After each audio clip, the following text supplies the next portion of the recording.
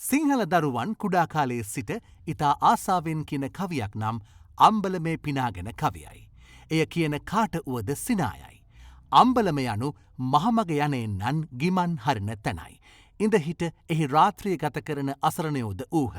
ගමින් ගමට යමින් ශාස්ත්‍රක වූ ආණ්ඩිනම් මිනිස්සුද බොහෝ විට ගත කළේ අම්බලමකය. මිනුවන්ගොඩ පැත්තේ ආණ්ඩි අම්බලම නම් ගමක්ද ඇත.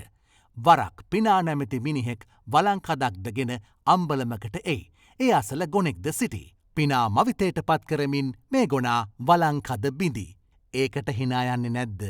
බැලූ බැල්මට මෙය ඉතා සරල සිදුවීමකි. කවියට නැගීමට තරම් දෙයක් මේ සිද්ධියෙහි ඇද්ද? එසේ නම් එය කවියට නැගුවේ ඇයි? එහි තවත් තේරුමක් ඇතිහෙයිනි. ඒ තේරුම කුමක්ද? පිනා යනු පින්වන්තයාය. පින නිසා අපි සියලු දෙනාම පින්වන්තයෝ වෙමු. අපි දීර්ඝ ගමනක යෙදී සිටිමු. ඒ සංසාර ගමනයි. මේ සංසාර ගමනේදී අපි අම්බලමෙන් අම්බලමට යමින් සිටිමු. අප දැන් ඉන්නේ එවැනි එක් අම්බලමකය. මරණයෙන් පසු වෙන අම්බලමකට යමු. සංසාර ගමන අම්බලමෙන් අම්බලමකට යන ගමනකි. අපේ ශරීරය වලංකදක් වැන්න. අපේ පංචස්කන්ධය පස්කඳයි. වලංකදයි. මේ පංචස්කන්ධය බිඳ දමන හැටි අපට කියා දුන්නේ ගෞතම නායකයා. ගොයුම් නාහෙවත් ගොනාය. මේ කවියේ උඩින් එක සරල තේරුමක්ද යටින් ඊට වඩා ගැඹුරු තේරුමක්ද ඇත.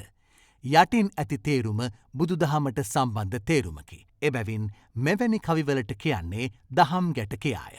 ගැටය යනු ලිහාගත යුත්තකි. සිංහල සාහිත්‍ය දහම් ගැටවලින් පිරී ඇත. අපි දහම් ගැට සමහරක් වරින් වර ලිහා බලමු. උපුටා ගැනීම පදවැලක් දිගේ මහාචාර්ය ජේ.බී. දිසානායක.